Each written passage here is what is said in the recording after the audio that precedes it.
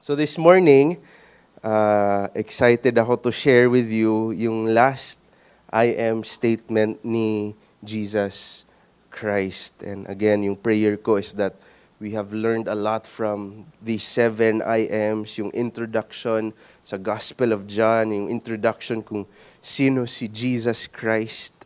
Is He God? Is He an ordinary man? Is He just a myth? No, totoo ba yung resurrection? Totoo ba yung dito sinabi sa Bible na nagkatawang tao ang Diyos? And all of this we studied, we went through, and this morning, yun nga po, we will study yung 7th, yung last I am ni Jesus Christ. And we will find that sa John chapter 15, verses 1 to 11. John chapter 15, verses 1 to 11. And if we can stand from our seats to give reverence to the Word of God, basahin po natin at one time. John 15, verses 1 to 11 says, I am the true vine, and my Father is the vine grower. Every branch in me that does not bear fruit, He takes away. And every branch that bears fruit, He cleans it, so that it may bear more fruit. You are already clean because of the word which I have spoken to you. Abide in me, and I in you. As the branch cannot bear fruit from itself unless it abides in the vine, so neither can you unless you abide in me. I am the vine, you are the branches. He who abides in me and I in him, he bears much fruit, for apart from me, you can do nothing. If anyone does not abide in me, he is thrown away as a branch and dries up, and they gather them and cast them into the fire, and they are burned. If you abide in me, and my words abide in you, ask whatever you wish, and it will be done for you. My Father is glorified by this, that you bear much fruit, and so prove to be my disciples. Just as the Father has loved me, I have also loved you. Abide in my love.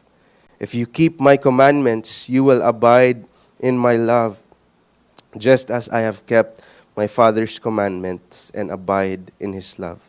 These things I have spoken to you, so that my joy may be in you, and that your joy may be complete. Manalangin po tayo.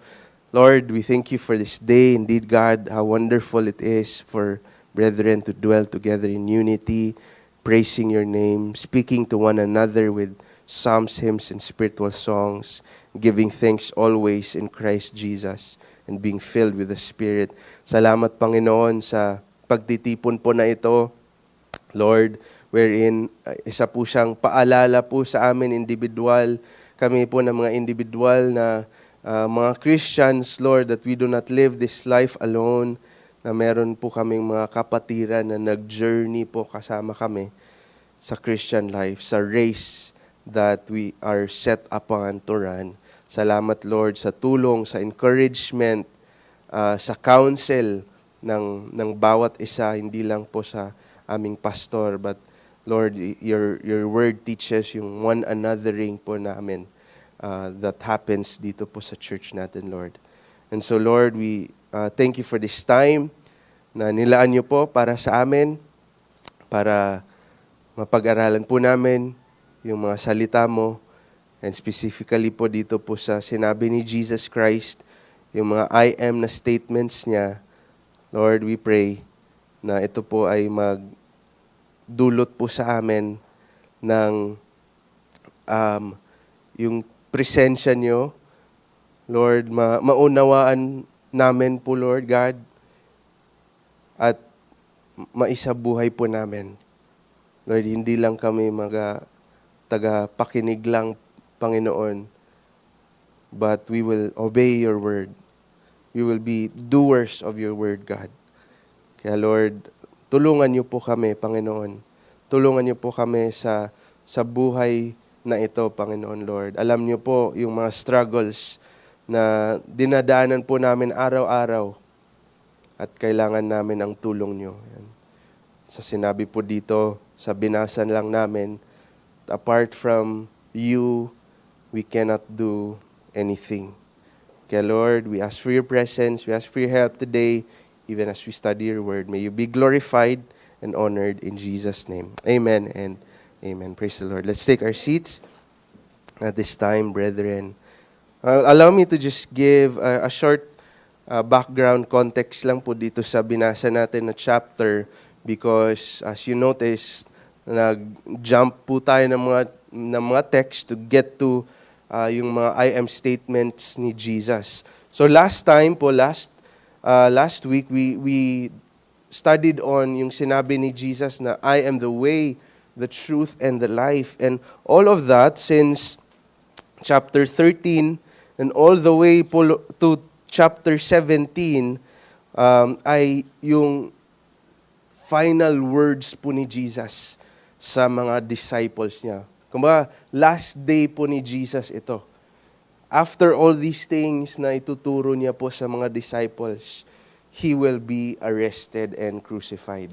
In fact, marami po ang nagsabi na sa itong chapter 15 po na ito is a teaching ni Jesus habang naglalakad po sila papuntang Gethsemane. Because if you remember, sa Garden of Gethsemane, doon po nagpray one last time si Jesus, Lord, if possible, take this cup from me, but not my will, but yours be done. Doon din po nahanap ni Jesus na yung mga disciples, instead po na nagpray po sila, ay natulog po sila. But these are the last words, the last day of Jesus. Ito po yung mga bilin niya sa mga disciples. And you can just, again, imagine, we put ourselves in the shoe of the disciples na, yun nga po, tatlong taon po sila nagsama-sama ni Jesus. Marami po silang natutunan and marami po silang nakikita din na mga miracles and wonders.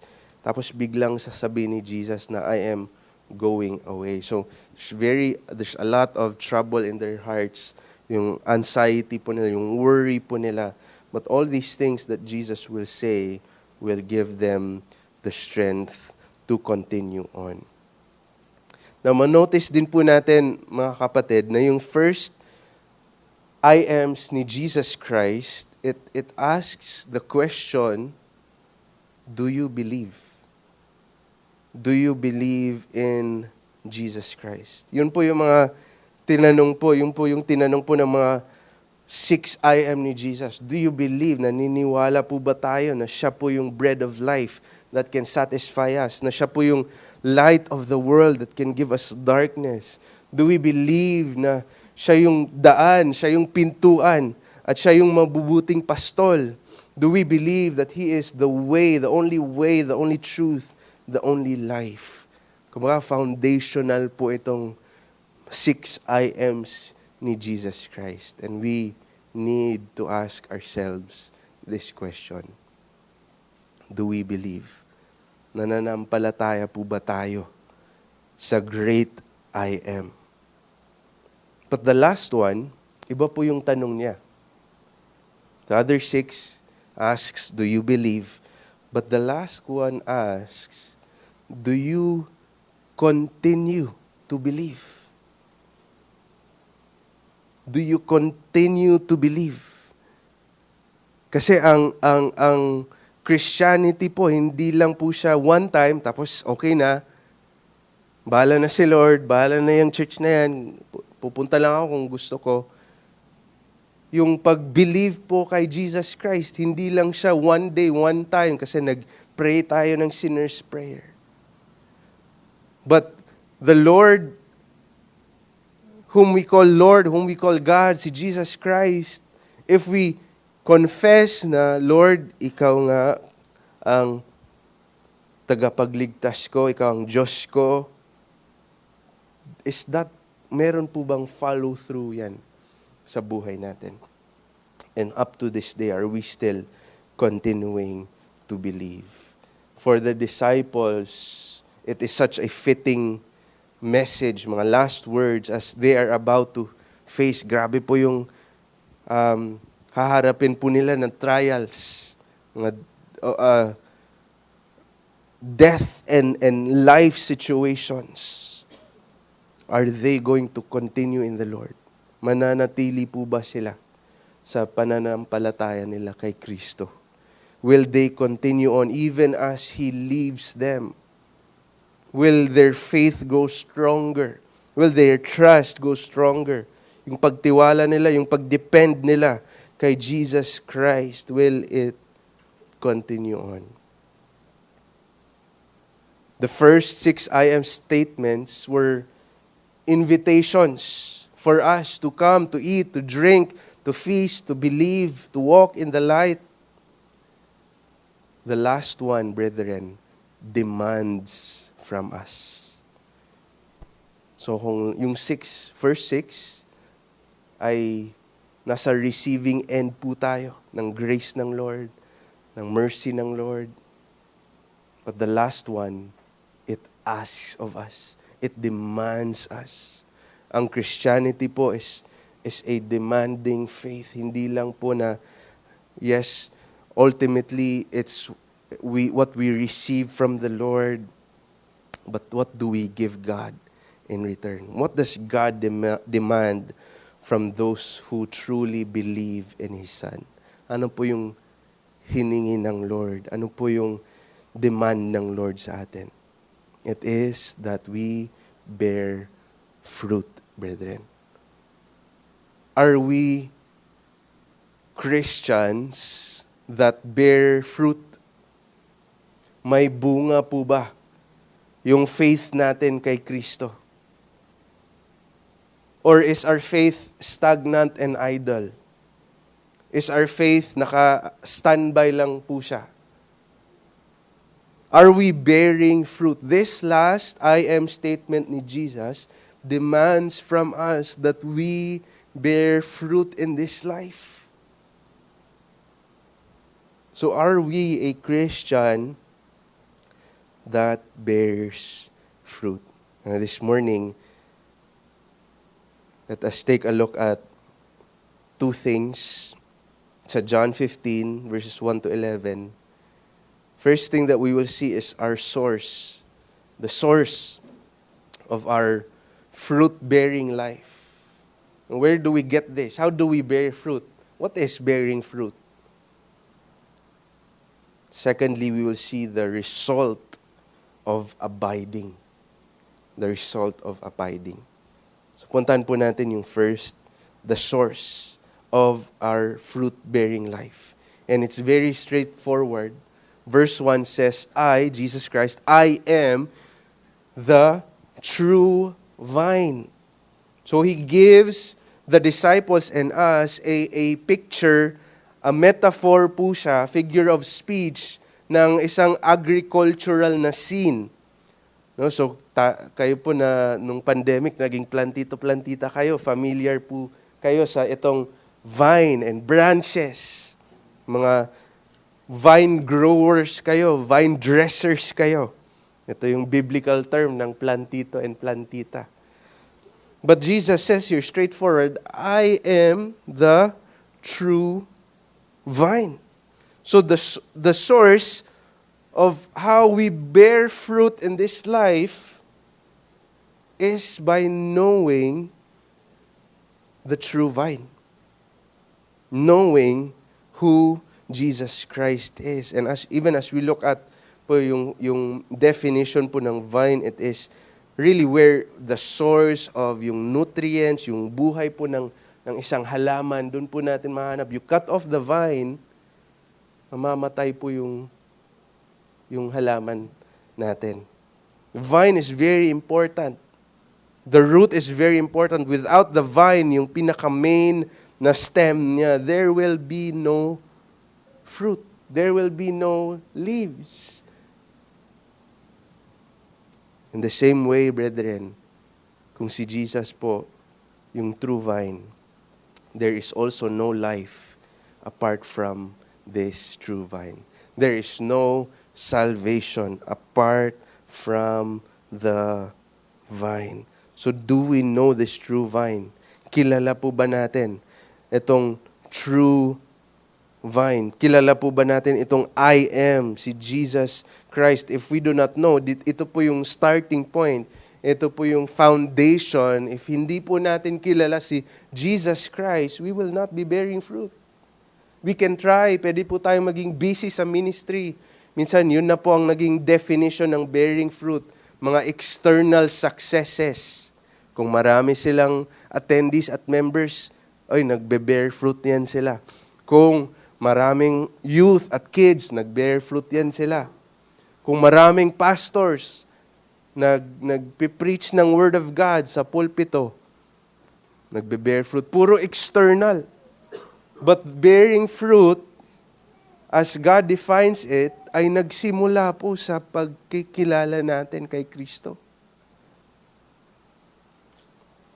So all the other fruits that we bear apart from Christ is false truths.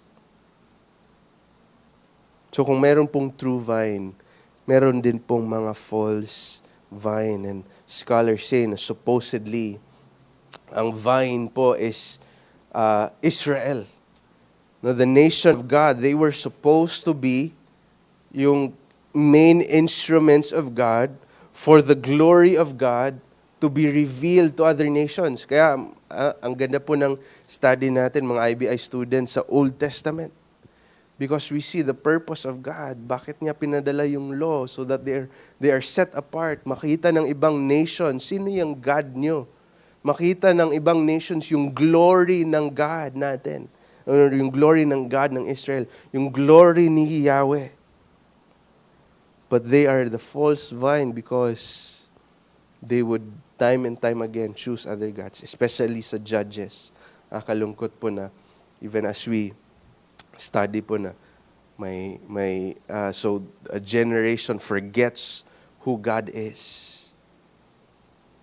Wala man lang isa na nakapagbahagi sa mga ginawa ng Lord sa mga forefathers nila. No one knew who Yahweh was. So they would worship other gods. And then God would punish them for their sin. May consequences yung idolatry nila. At sasakupin po sila ng isang king na supposedly sila yung may victory over that king, over that nation, pero ngayon sila na po yung talunan dahil sa sin nila. They would do that repeatedly. Sa nakakapagod yung Israelites. Binasa po natin na the Lord would send an evil king, tapos ma-convict yung Israel. Ask the Lord, Lord, tulungan niyo kami. The Lord in His grace would send a judge and would lead them for 40 years, merong peace. Tapos kakalimutan na naman nila. They'd go back to their sin. Tapos sasakupin sila ng evil king and then paulit-ulit na lang.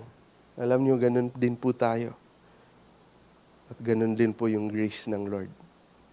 But they were supposed to be true instruments of God for the glory of God to be revealed to other nations. They were supposed to be the way that other nations would know this God, but they failed. Other false teachers today, we can also call false vines. Teachers who teach a gospel that does not contain Jesus Christ. Yung mga teachers po na tinuturo nila puro pasarap lang ng pleasures, ng pakiramdam, tickling the ears of the people.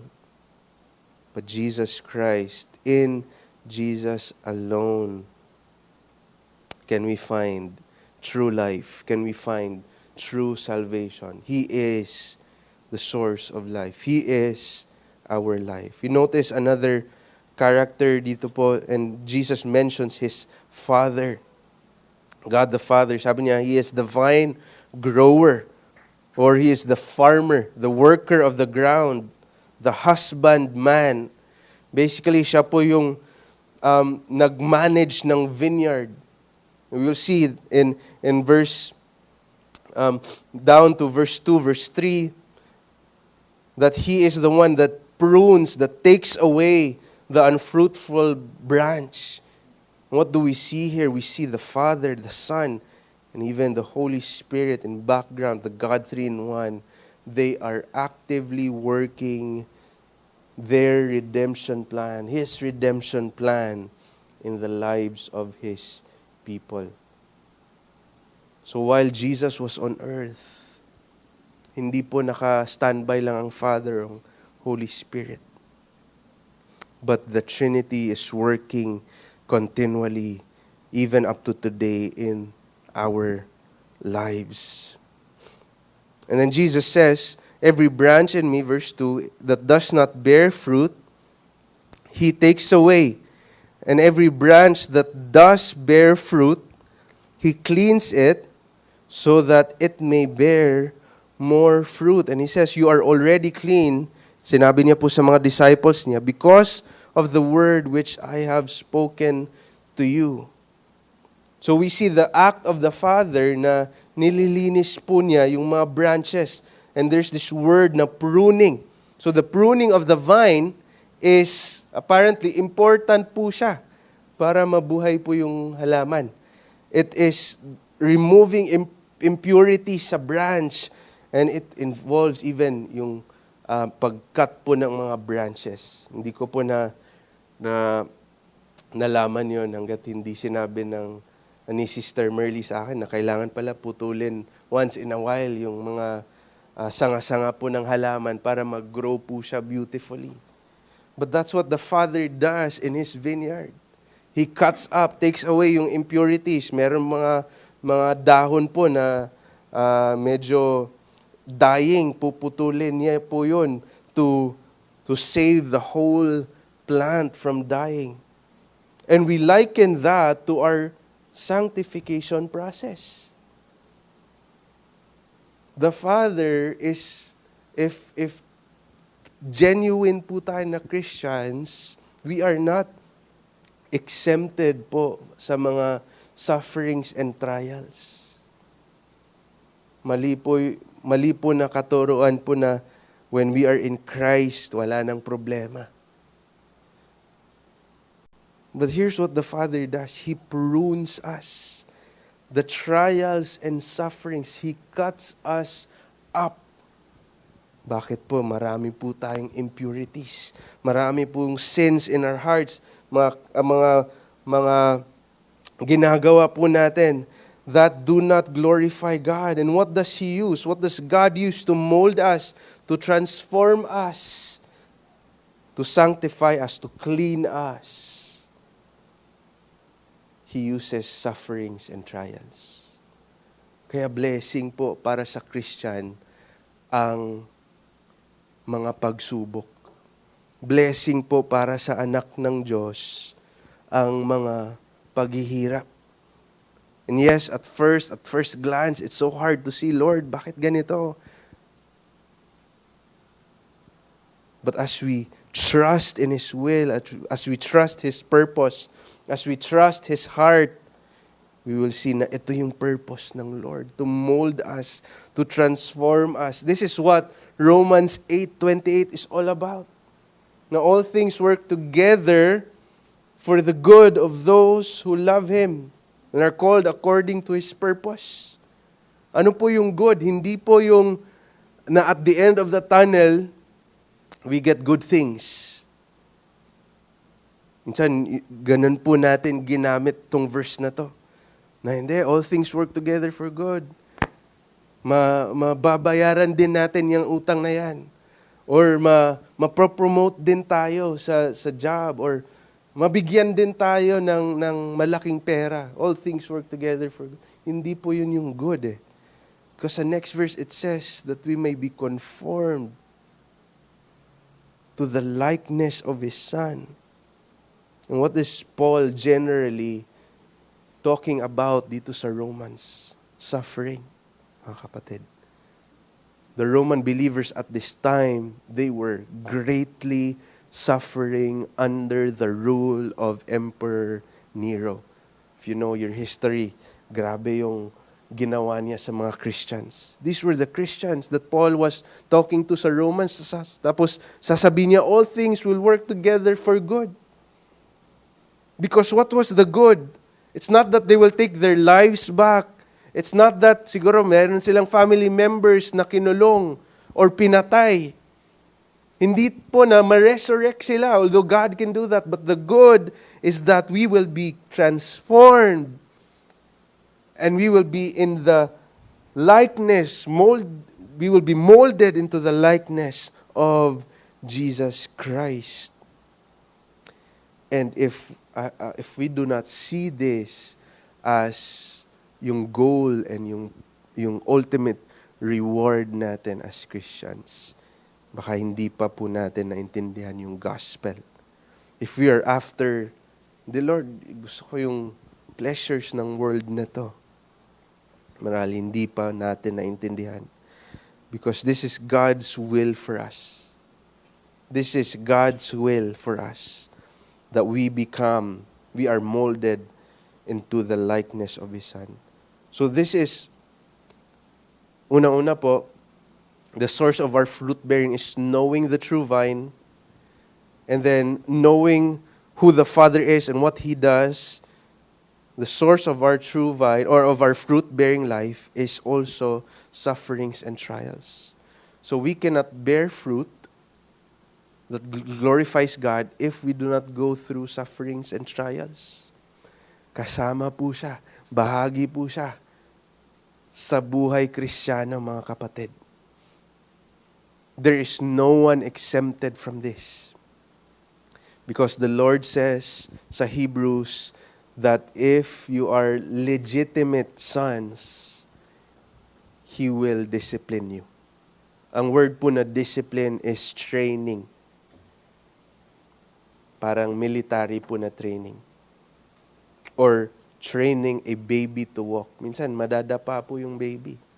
Ngayon nga po, tinetrain namin or pinapractice namin si Ellie na umupo sa bed. Ang cute niya, ang kawawa din kasi maano siya. Hindi pa siya makabalance.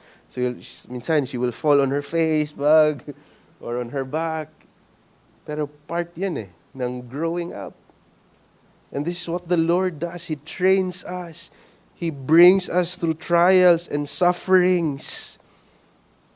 Iba din po yung suffering na tayo po yung may kasalanan because of our foolishness, because of our lack of seeking counsel from the Lord, iba din po yun. But the trials that God lets us face, ay blessing po yun if we are to bear fruit. What else does Jesus say here? Sabi niya po sa mga disciples niya sa verse 3, you are already clean because of the word which I have spoken to you. The word here that Jesus is talking about is yung mga tinuturo niya po ever since nag-start yung ministry sa time dito 3 years ago.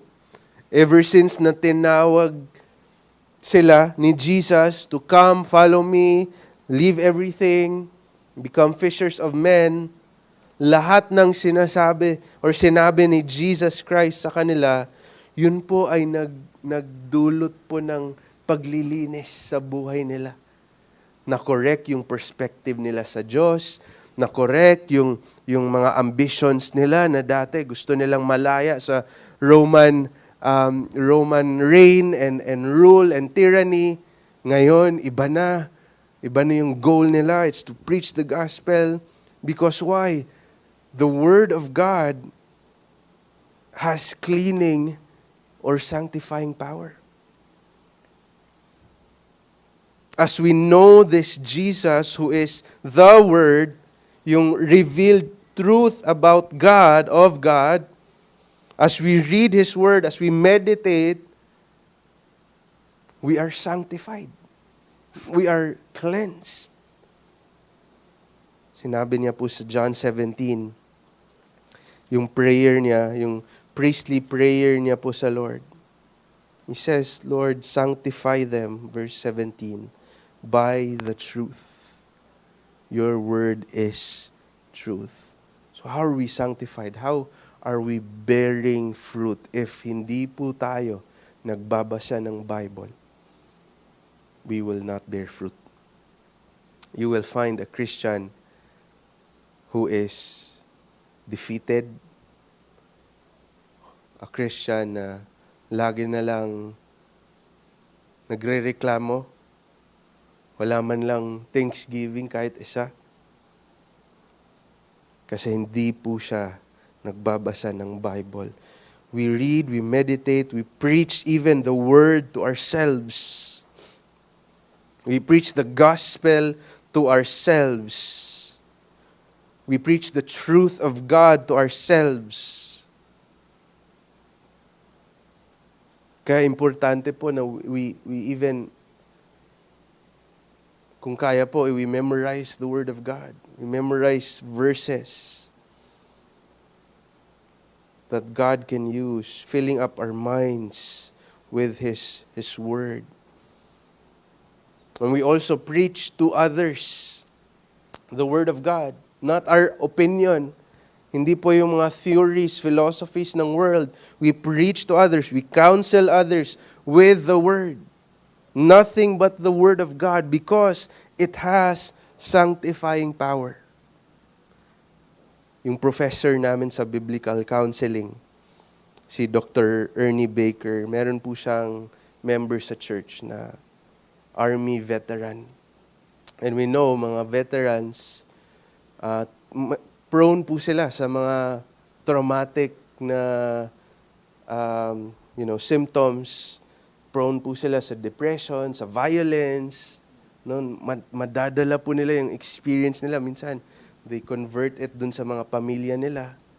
And siguro nakakita tayo ng mga stories or kayo na-experience nyo.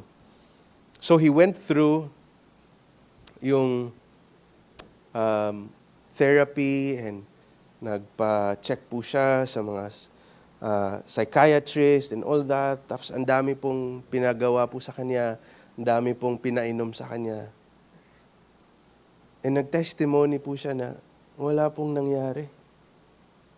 No? Wala pong hindi nakatulong yung itong mga methods na pinagawa sa kanya.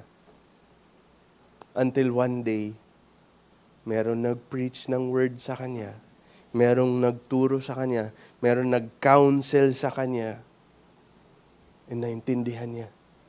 And nalinisan po siya.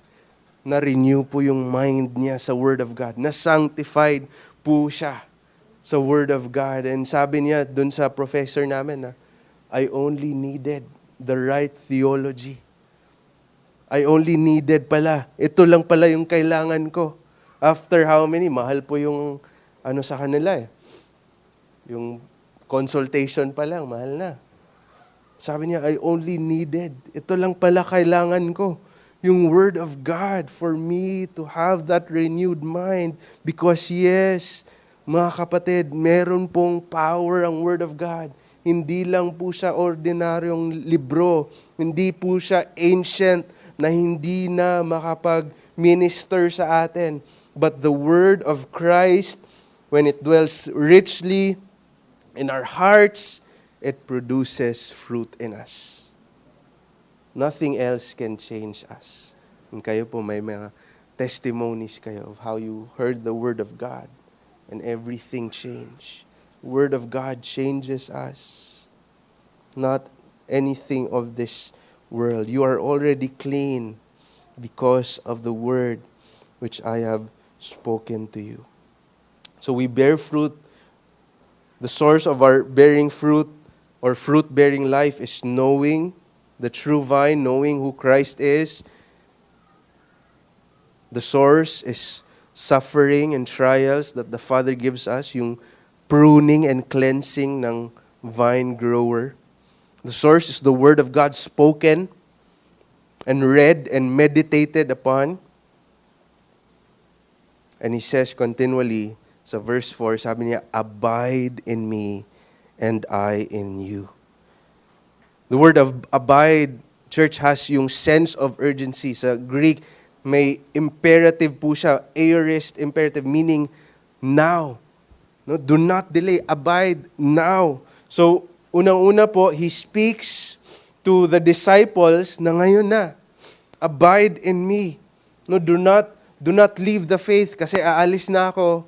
Do not lose faith. Abide in me. So firstly, to us, it means today to trust firstly in His work of redemption and forgiveness for your sin. To believe in Jesus Christ, in this great I am. Yun po talaga yung foundation. If wala po tayong foundation sa gospel, kung ano yung ginawa niya para sa atin, para maligtas tayo, para mapatawad tayo, everything else will crumble. Kung wala tayong foundation. This is the first thing. If you do not believe, then believe in Christ. Sabi niya, abide in me, and I in you. As the branch cannot bear fruit, and Jesus here gives common sense, common knowledge. Kung yung isang branch ay na-detach po sa vine, lalaya po yun. Eventually, it will die. Same with us, brethren. If we are the branch that detaches itself from the vine, we cannot bear fruit. So firstly, are we trusting? Or do we believe in His work of redemption? Secondly, this is what it means. At nabanggit din po ito ni Paul sa Ephesians 3:17, where it says, yun nga po, to dwell, the word of Christ to dwell richly in our hearts. Medyo parehas po sila ng word, yung dwell tsaka abide. And it basically means to be at home in Christ, and for Christ to be at home in your life. Now, when we are at home in Christ, meaning He is our life, He is our everything, He is who we go to, He is our strength, He is our Lord, our Savior. And this is, at the same time, si Christ po at home in our life. Now, Christ cannot be at home kung marami po tayong mga idols, kung marami pong mga gods. So when it means that Christ dwells richly in us, it means to surrender all these idols, all these other gods, na wala nang ibang uupo sa trono ng puso natin, kundi si Kristo lamang. So is Christ at home in your life, brethren? Komportable po ba siya, ang baga? Kasi wala siyang kaagaw, wala siyang karibal sa puso natin. To abide is for Christ to be at home in our life. Now, what else does it mean to abide? What else does it mean? Even as we look at po yung definition niya is to remain, to be loyal, to be in fidelity, to be faithful, to be persevering in Christ. Even though may mga various trials na hinaharap natin. To choose Christ. To be faithful to Him. But what does it mean? Ano po yung other meanings, or paano po tayo mag-abide in Christ? If we jump to verse 10, it says, if you keep my commandments, you will abide in my love. Just as I have kept my Father's commandments and abide in His love. So to abide in Christ is to keep His commandments. To abide in Christ is to obey what He says. We will not be loyal to a king if we do not do what he says. We will not be faithful to Jesus Christ kung yung gusto lang po natin yung sinusunod natin. So to abide in Christ is to keep His commandments, to obey His Word. What does He tell of us? What does He command us to do? To make disciples, to preach the Gospels, to be in fellowship with one another. Are we keeping His commandments? To abide in Christ, again in verse 10, sinabi niya, you will abide in my love. It also means to mentally remember. Kaya may communion po tayo every first Sunday of the month. Yung ibang churches po, every day po sila nagko-communion. But for what purpose is the communion too? It is a remembrance of what Christ has done. The Word of God says to do it until He comes again. So abiding in His love is abiding in the gospel, abiding in His salvation.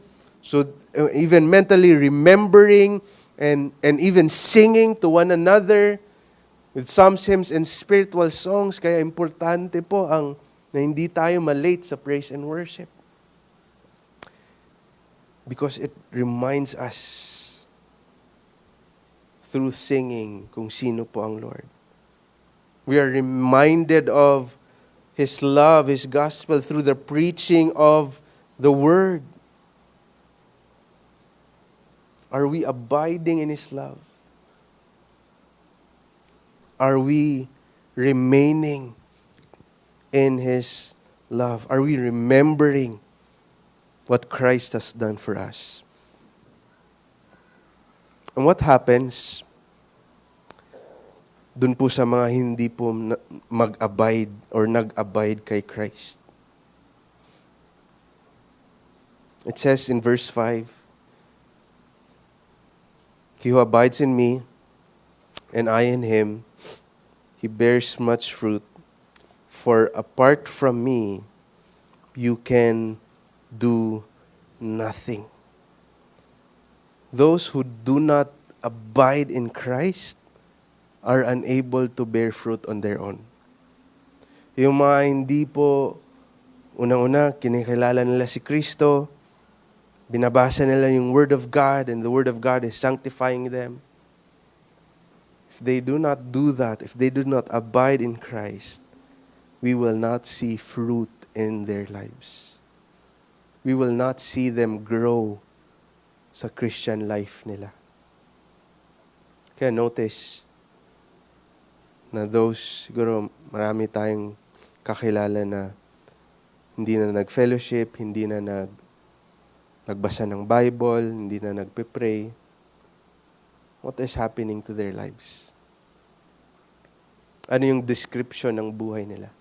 Ano yung fruit na binubunga po nila? Marahil thorns po. Because apart from Christ, we can do nothing. There is absolutely no, yung nothing po is again a double negation, no exceptions. Shut the door. Wala po tayong magagawa apart from Christ.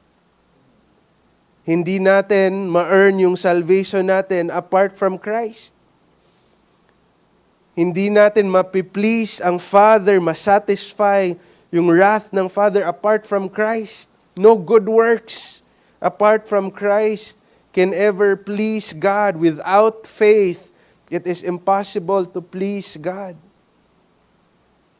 And you can be, ito lang talaga yung danger kasi pwede po tayong magpanggap na spiritual. We can be in ministry. We can be in even preaching the Word of God. But we're not bearing fruit. So there's absolutely nothing, no, not one spiritual capability that we possess. There's no spiritual blessing that we possess. There's no worship that we can do, that we can offer.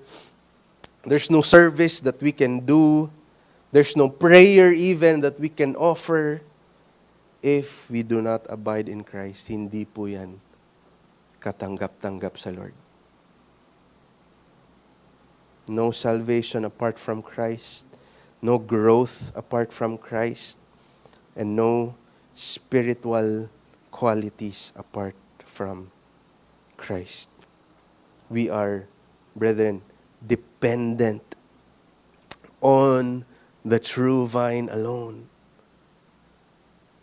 We're not dependent on the church or our leaders. We are dependent on Jesus alone. So wag po tayong mag-depend sa good works natin. And it's a hard concept to swallow kasi by nature, sabi nga ng isang pastor, the gospel is not against, the gospel of grace is not against working or yung efforts natin. It is against earning. Because this is what we think. If we work, we earn. Yun po yung natural way of things eh. Sa trabaho natin, the better we work, no, the better chances na ma-promote tayo, mabigyan tayo ng mas malaking sahod. The better we work at yung relationship or meron tayong nililigawan, the better chances na mag-yes siya. So that's the natural things, how it works dito po sa mundo natin. But with the grace of God, hindi po ganun eh. Because we do not earn anything. We do not achieve anything on the basis of our good works, not on our affiliations, church affiliations, assets, gifts that we have. Because when the judgment day comes, brethren, when we stand before God, if we are not abiding in the true vine, lahat po yun ay baliwala po sa Panginoon. It will be, sa sinabi po dito, it will be thrown away. As we read verse 6, if anyone does not abide in me, he is thrown away as a branch, and therefore he is dried up, and they gather them and cast them into the fire, and they are burned. Sa judgment day, brethren, pag hinarap po natin ang Lord, if we do all these things, ministry and good works, and give to the poor or whatever, affiliations natin, kilala natin yung pastor, but if we do not abide in Christ, ito po ang mangyayari sa atin. We will be thrown away, we will dry up, we will be gathered, and we will be cast into the fire. This is the picture, yung metaphor po na ginamit ni John dito, of the eternal judgment on God, on sinners who do not trust in God, who do not abide in Christ. Now, mas nakakatakot po kasi kapag tinanong po natin, who are the branches? Sino tong mga branches that do not bear fruit? And yung sagot po doon is yung mga professing Christians that do not live like Christ. Nag-profess sila with their mouths, Christian ako, pero when you look at their life, kung i-examine natin yung buhay nila, it does not look like Christ. Hindi po nila sinunod yung commandments ng Lord. And one example,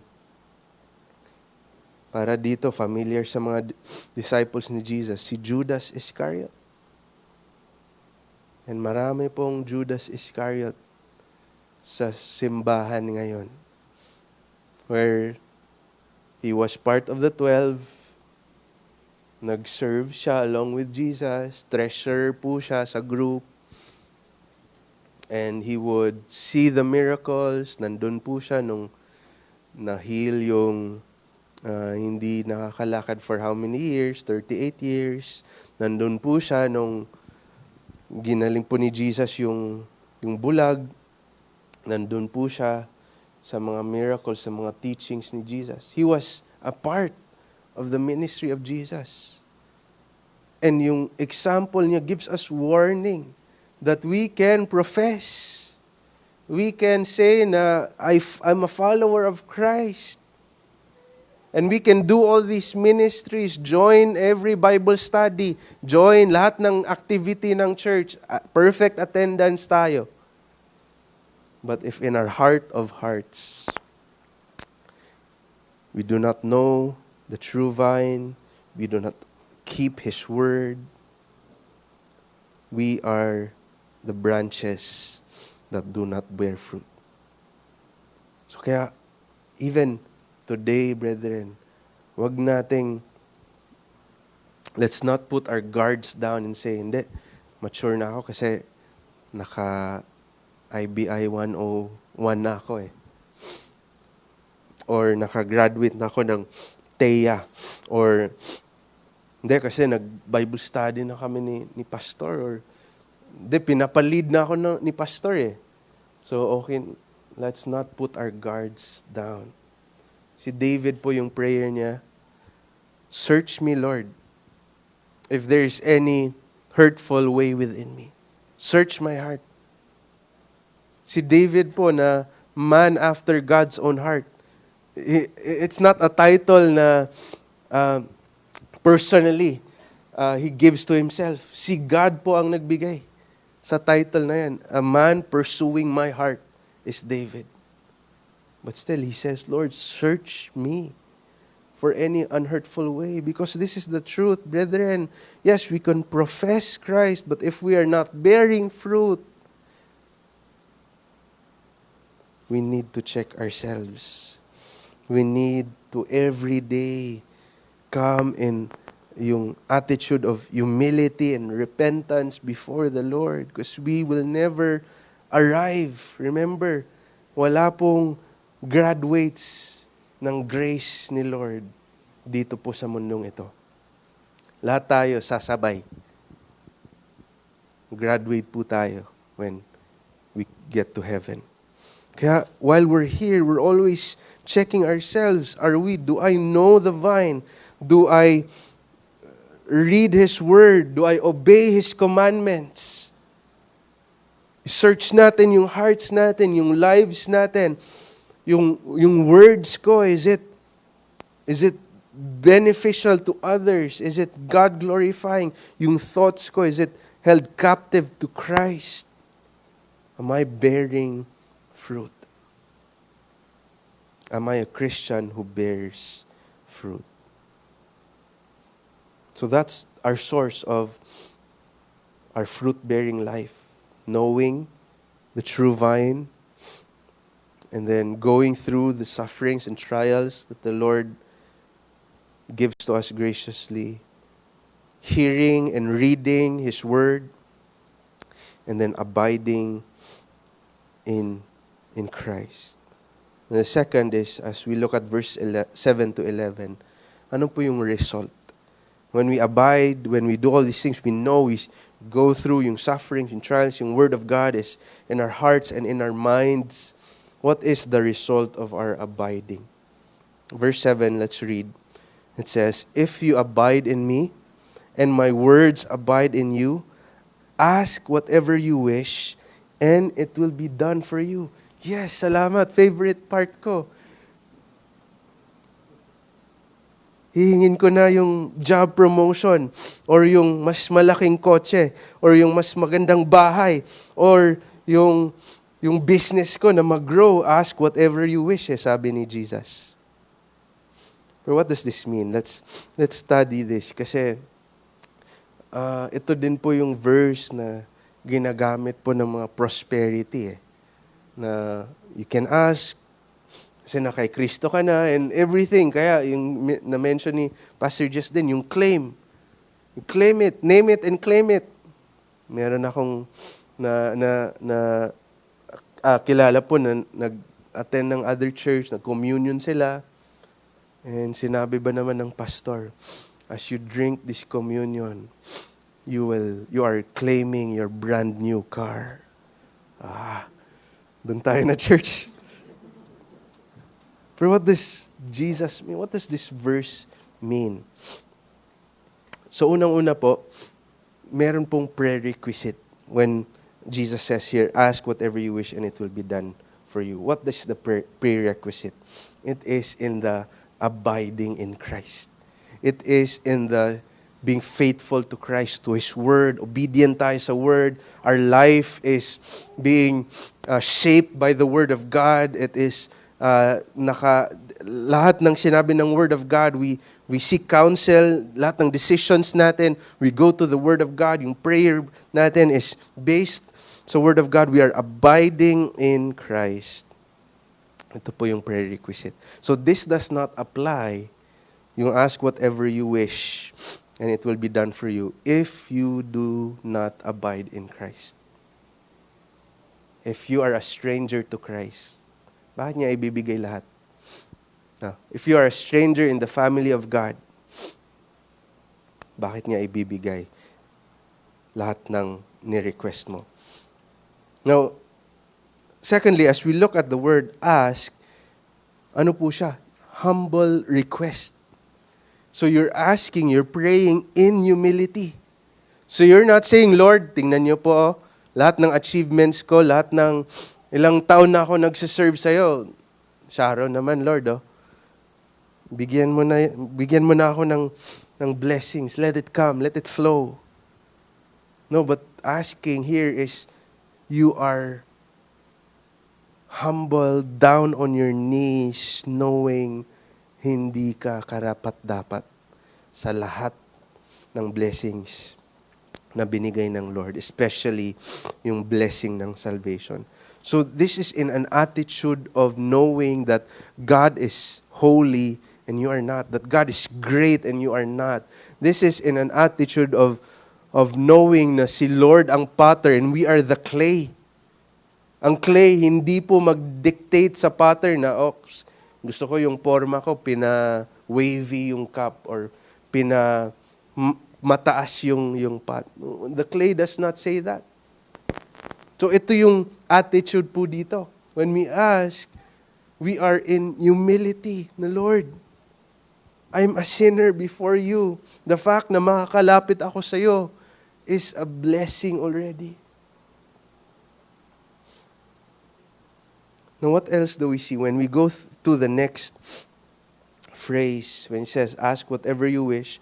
So yung prerequisite is you're abiding, you're asking, you're in Christ, and then you're in humility, you're bowing yourself down, knowing na hinaharap niyo po yung holy God and we are sinners. But when we look at the next phrase na it will be done for you, we ask the question, what will be done for us? What will be done for us? And ang ganda po ng original language because this phrase, it talks about transformation or change. It talks about growth. So, this implies, brethren, na itong buong sentence na to, ask whatever you wish and it will be done for you. It implies that when you abide in Christ, you're bearing fruit, you're a genuine Christian. Yung mga requests natin will be shaped, will be formed according to the will of God. That when we come in request, the Lord transforms us. So Jesus is basically saying here na you will be asking for more fruit. You will be asking for sanctification. Ask whatever you wish and it will be done for you. Lord, ito yung struggle ko na sin. Please help me overcome this. It will be done for you. Lord, gusto kong mag-Bible study, wala akong discipleship group, wala akong mentor. God will give that to you. Everything that is aligned to the will of God for us, which is sanctification, it will be done for you, brethren. I think my joke po yung young ladies na everything na prayer request nila that is about yung sanctification or yung growth nila in Christ, agad-agad daw sasagutin ng Lord. So kung this Sunday, ito yung prayer ako na Ganito, ganyan. The next Sunday, testimony na, sinagot ng Lord yung prayer. Because ganun po, ito po yung sinabi ng Lord. This is what He is saying. That when we ask in His name, and we're abiding, we're bearing fruit, we're requesting according to the will of God, it will be done for us. We will be changed. We will be transformed. As we are in the vine, as we are abiding, again, yung prerequisite, when we are so lost in who God is, we are so embraced by His grace and His glory, you can ask for nothing else na po eh. When you're so soaked in the Word of God, you will not be asking for material things. I mean, yes, hindi po mali no, na we pray for good health. Like, bakit natin pinagpipray po si Sister Arlene na gumaling po siya? Not for any other reason, but that makasama natin siya dito sa church, makapag-fellowship siya, makapag-prayer meeting siya. Yes, secondary na yung na makasama niya yung family niya. Siguro maraming na-cancel na mga gala. And if she is healed, according to the will of God, makasama na siya. But primarily, why? And why do we pray for provision financially sa church? Hindi lang para makabili tayo ng bagong keyboard or nakabili po tayo last year ng bagong camera. It's not for that. When we abide in Christ, yung requests natin will be transformed and will be molded into, Lord, what is your will for my life? When you are in the vine, you will ask nothing else but that you would be sanctified to Christ. This is the same concept po sa Matthew 6:33. Seek first His kingdom and His righteousness, and all these things will be added unto you. Alam niyo, based on experience, as you're seeking the righteousness and the kingdom of God, hindi niyo na po mamamalayan or makakalimutan niyo na po yung selfish and earthly na request niyo sa Lord. Because you will enjoy the presence of God. You will realize na hindi ko pala kailangan yung mga blessings ng world, nandito na lahat. Jesus is my all in all. Ang problem natin minsan, yun nga po, as James 4:3 says, you ask and do not receive. Bakit daw po? Because meron tayong wrong motives. No, when we come to prayer, why do we ask? Nung nag-prayer chain tayo, bakit tayo? Ano yung mga motives natin?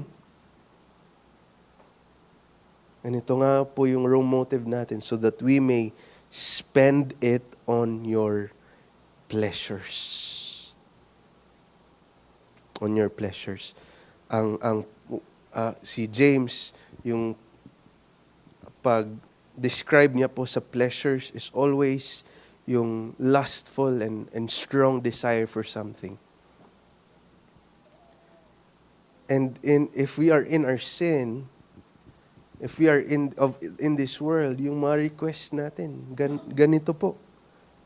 May wrong motives, iniisip lang yung sarili natin, iniisip lang yung ano yung makapagbigay ligaya sa akin, kaya mag-join tayo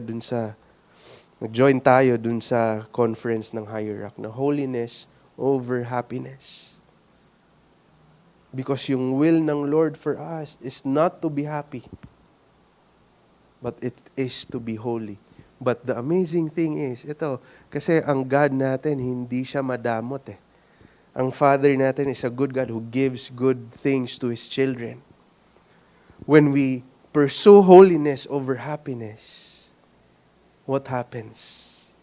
Yung sinabi po sa Psalm 23, surely goodness and mercy will follow. Yung sinabi sa Matthew 6:33, all these things will be added unto us. So the path to enjoying the good things of God, the path to happiness is actually holiness. Kaya if we ask selfishly and greedily, klarong-klaro po, mga kapatid, na we are not bearing fruit and we are not abiding. And marahil po, hindi pa po tayo Christian. Now, what else is the result of our abiding? It says here, sa verse 8, my Father is glorified by this. And this is our goal, amen? As a church, as an individual Christian, na mag-glorify natin ang Lord. That we reflect the character of our Father, the glory of God. In our lives, makita po ng iba kung sino ang Diyos natin. This is our goal, the chief end of man, is to glorify God and to enjoy Him forever. So when we bear fruit, when we abide in the vine, and we ask, Lord, change me, let there be transformation in our lives, this gives glory to God. So this answers our question, ano po ang makapagbigay ng glory and honor sa Panginoon? Abide in Christ. Remain in Christ. Obey His word. And He is glorified. The one who is a child of God, who bears fruit, will reflect the character of his Father. So is God glorified in your life, brethren? Because you are bearing fruit. What else do we see? It says, and so prove to be my disciples. So ano po yung result ng abiding? We are assured that we are indeed disciples of God, that we are indeed Christians. Paano po natin malalaman, paano po tayo makasigurado na tayo ay Christian? It is when we bear fruit. When we bear fruit. Fruitfulness, sabi po ng isang pastor, is an infallible mark of the Christianity, of true Christianity. Sorry. So, we do not look at magaling ba siyang kumanta. We do not look at maayos ba siya, yung panamit niya, maayos ba? Yung pananalita niya, ano ba, malumanay ba, or makata ba, or whatever. We look at the outward appearance. Man looks at the outward appearance, but what is God looking for? Fruitfulness. Genuine disciples of God bear fruit. Kung ikaw po ay tunay po na disipulo ng Panginoon, tunay po na Kristiyano, you will bear fruit. Now, what is fruit? Again, hindi po siya outward success, but fruit is inward transformation and cultivation that will reflect sa outward life niya. And fruit is basically what we see sa Galatians 5. Puntahan po natin. Galatians 5 lists for us ano tong fruit that God is looking for, or that a genuine Christian bears. So verse 22, it says, the fruit of the Spirit is love. Do we have love for God? We have love for one another. Love for His church. Love for the unbelievers even. The fruit of the Spirit is joy and peace. Patience. Are we patient to our husband or wife? Is there kindness sa buhay natin? Is there goodness? Is there faithfulness? Verse 23, gentleness. Is there self-control? Are these things seen in our lives. John MacArthur helps us define fruit also. Sabi niya, Scripture defines fruit in terms of spiritual qualities. Hindi lang siya physical qualities, outward qualities, but spiritual inward qualities. Do we possess the fruit of the Spirit? Are we growing and bearing fruit? Are we kind to one another? Are we encouraging one another? Do we have love for people? Especially ngayon po, na nagkakagulo po ang politics. Do we have love for the people? So we are assured when we bear fruit, when we abide, we bear fruit. And the Lord will allow us to see, allow the church to see na nagbe-bear fruit tayo.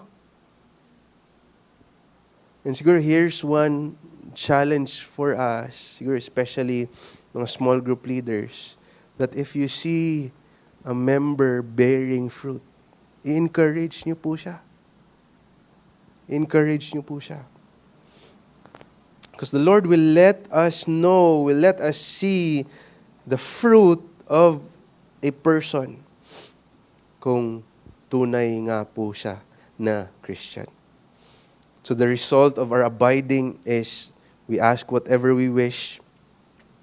We know that what that means po. The Father is glorified. We are assured. And last but not the least, Jesus ends itong portion po ng Scripture sa verse 11. Sabi niya, "These things I have spoken to you so that my joy may be in you and that your joy may be complete." The result of abiding in Christ. Now, dito natin ma-argue na hindi killjoy si Lord. That we're not missing out on the good things of the world, the things that make people happy. Bakit po? Because when we abide, when we bear fruit, when we glorify God, when we are in communion with the vine, what do we find? We find perfect, complete, and everlasting joy. We find inexpressible joy. Yun po yung sinabi sa 1 Peter verse 1. Where it says, "In this you greatly rejoice, even though now, for a little while, if necessary, you have been grieved by various trials, so that the proof of your faith, being more precious than gold, which is perishable, even though tested by fire, may be found to result in praise and glory and honor at the revelation of Jesus Christ. And though you have not seen him, you love him. And though you do not see him now, but believe in him, you rejoice with joy inexpressible." So the result of the gospel, the result of abiding in Christ, is not yung nagiging stoic po tayo, nagiging monk-like na naging KJ tayo sa mga kasama natin, or we miss out yung FOMO, na fear of missing out on the pleasures of this world. But when we understand the gospel and when we truly know it, that is where we find joy. It is in the pressing on deeper into Christ. It is in the serving him. It is in the loving him. It is in the knowing him in his word that we find joy, na kahit na laborious po siya at times. Ibig sabihin, we have to discipline ourselves. For some of us, we have to wake up early in the morning. For some of us, kailangan magpupuyat para makabasa tayo ng Bible, makapag-pray, and at times painful yung suffering and trials ng Lord. But the joy of knowing and being in communion and being one with Christ, both now and forever, hindi po natin siya makompare dito sa mga present sufferings that we face. There is joy, brethren, in Christianity. Hindi man natin makuha lahat, yung sinabi nila na health, wealth, prosperity, but we get joy because we get Christ. And if we get Christ, we get everything. No, joy is not found in the pleasures of this world, not in our accomplishments, not in our relationships. It's not in our financial attainments. But joy is found in the true vine. So church, abide in Him. Abide in the true vine. As we end, as we think about, just to summarize yung demand ng Lord for us, are we bearing fruit? Natapos na go through na po natin yung foundation, and we will never stop preaching the gospel, the basics of the Christian faith. But if you know this,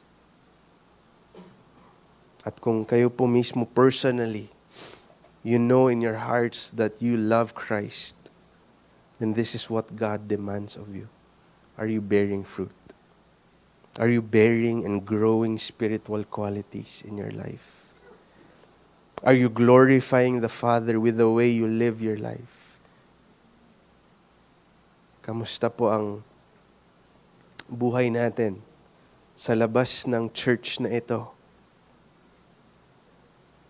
Kamusta po ang buhay natin sa marriage natin, sa families natin, sa schools, sa workplaces? Are we bearing fruit to the glory of God? Because this is what God is demanding from you now. Bear fruit and prove to be my disciples. And I'd like to end with this. As we end po itong series po na ito, just a summary of lahat ng 7 I ams na gino through natin. Who is this great I am? He is the bread of life. So we feast, we drink of Him, His word daily. He is the light of the world. So we walk in His light, not in darkness, not in sin. He is the door. So we enter in your salvation through Him and through Him alone. He is the good shepherd. May we be guided by Him. He is the resurrection and the life. May we live in His resurrection power over sin, death, and Satan. He is the way, the truth, and the life. May we draw near to the Father because we have access through Him. And lastly, He is the true vine. May we remain in Christ and grow in Him until He comes again. May we remain in Christ and grow in Him until He comes again. Praise God po.